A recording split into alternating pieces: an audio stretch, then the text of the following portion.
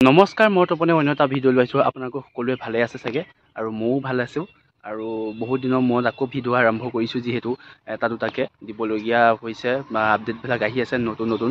আৰু মামাই ঘোষণা কৰিছে 10 অক্টোবৰত ফাইনেলি আছাম পুলিচৰ কামাণ্ডো ADRE আৰু যিখিনি পদৰ ইণ্টাৰভিউ হৈ গৈছিলে বা গোটেইখিনি ক্লিয়াৰ হৈ আছে ভাই পৰ্যন্ত, তেওঁলোকৰ সকলোৰ কাৰণে বহুত ভাল খবৰ।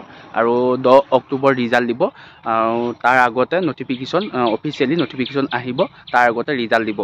আৰু বেছি দিন নাই চাগৈ ৰিজাল্ট দিবলৈ, আৰু কিছুদিনৰ পিছতে ৰিজাল্টসমূহ দিব, সকলো ৰিজাল্টখিনি।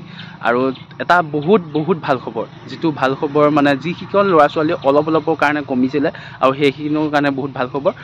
ফৰেষ্টৰো আহিব, কামাণ্ডো আহিব, ADREও আহিব, আৰু যিখিনি পদৰ মানে থাকি গৈছে তেওঁলোকৰ কাৰণে সেইখিনিও পদো দি দিব। আৰু এতিয়া বিশেষকৈ মই বেছি বহলাই নকওঁ, আছাম কামাণ্ডোৰ কথাই কৈছোঁ। আছাম কামাণ্ডো যিসকল ল'ৰা ছোৱালী বয়স আছে তেওঁলোকৰ কাৰণে খুবেই ভাল খবৰ। কাৰণ তেওঁলোকে যিসকল ল'ৰা ছোৱালীয়ে ৰখি আছিলে, এইবাৰ পোষ্ট কম আহিছিলে 164 পইণ্ট, ছোৱালীও আছিলে স্পৰ্টছৰ কোটা, যিহেতু তাত আৰু কেণ্ডিডেটৰ সংখ্যা বেছি আছিলে। আৰু কাট অফৰ কথাই গম পাইছে, 68 পইণ্ট কিমান গৈছে। সকলো ল'ৰা ছোৱালী মই এইটোৱে কৈছোঁ, কামাণ্ডোত যদি যাব মন আছে, প্ৰেক্টিচটো মেইন, আৰু যিমান পাৰা প্ৰেক্টিচ এতিয়াৰ পৰা আৰম্ভ কৰি দিয়া। আৰু প্ৰেক্টিচ নকৰিলে কামাণ্ডো ৰানিংটো ইমান সহজ কথা নহয়, যিহেতু মই দিছোঁ দুবাৰকৈ, আৰু দুইবাৰে মোৰ নাম অহা নাই, যিহেতু অলপ কপাল বেয়া আছিলে চাগে। এবাৰ পাছ কৰিছিলোঁ, এবাৰ বেয়া হৈছে, কাৰণ এইবাৰ মই ইমানখিনি প্ৰেক্টিচো কৰা নাছিলোঁ তেনেকৈ। আৰু কামাণ্ডোৰ কাৰণে বহুত ভাল খবৰ। যিসকল ল'ৰা ছোৱালী অপেক্ষা কৰি আছে, যাৰ এতিয়া বৰ্তমান নতুনকৈ বয়স হৈছে, বা যিসকল অলপৰ কাৰণে এইবাৰ মাৰ্ক কমিছিলে, আৰু যিসকলে ভাইভা দিব পৰা নাই, বা এইবাৰ আকৌ ৰিজাল্ট যিহেতু 10 অক্টোবৰত দিব, কাৰ কিমান কি হয় কোনো ক'ব পৰা নাই। সকলোৱে ভালেই হওক বাৰুতে, মই এইটোৱে আশা কৰিছোঁ ভগৱানৰ ওচৰত।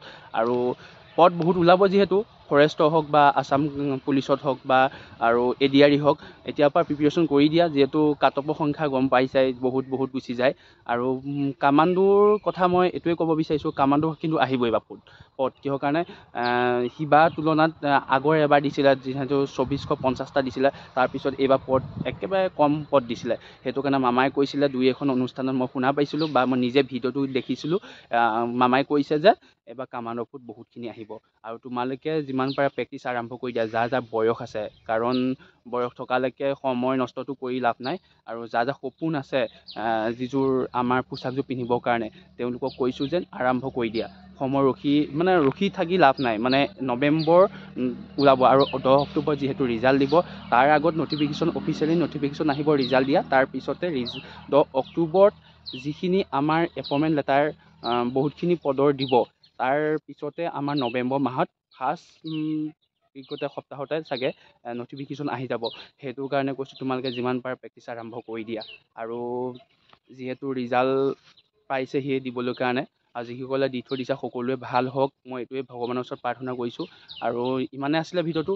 যদি ভিডিঅ'টো ভাল লাগিছে, যিমান পাৰা শ্বেয়াৰ কৰিবা। আৰু মই যিহেতু বহুত দিন ভিডিঅ' দিয়া নাছিলোঁ, ভিডিঅ' দিবলৈ আৰম্ভ কৰিছোঁ।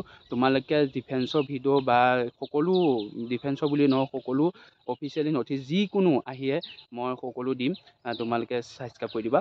জয় আই অসম, মই তপন। আজিলৈ ইমানে আছিলে, নমস্কাৰ।